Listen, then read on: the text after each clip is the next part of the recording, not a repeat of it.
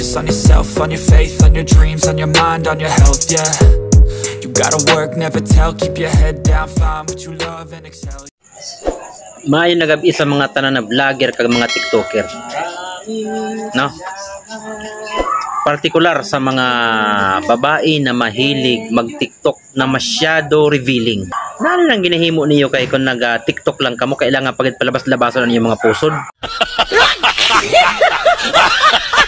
Tapos nalo na kay ang iba naka-underwear lang. Nalo na padarak mulan. May napati kung maayo ay tayo na bagay winasay. Gago. Ay. Tapos nakakawal-kawal pa. Nakapang ano lang, underwear. Padragkuan san inda ko kumilon. Kailangan bagay talaga na para sa views. Ay. Bagan dili ni nakarespeto laki sa iyo.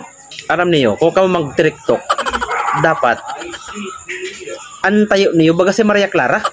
Huwag mong subukan, masisira ang buhay mo. Pati ang mga butanding, drag content, nakapang crop top.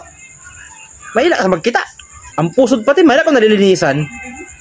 Na may tumito man yan makagin lang san subscribers, san followers, san views. Hihimo ng tanan. Pati ang singit, kag pati ang ano na nagitom-itom. Ginapakita. Ay, klarohan nyo. Wara na san dignidad. In English, dignity.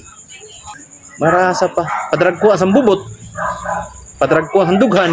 Ay, laki magbarag una kita tanan.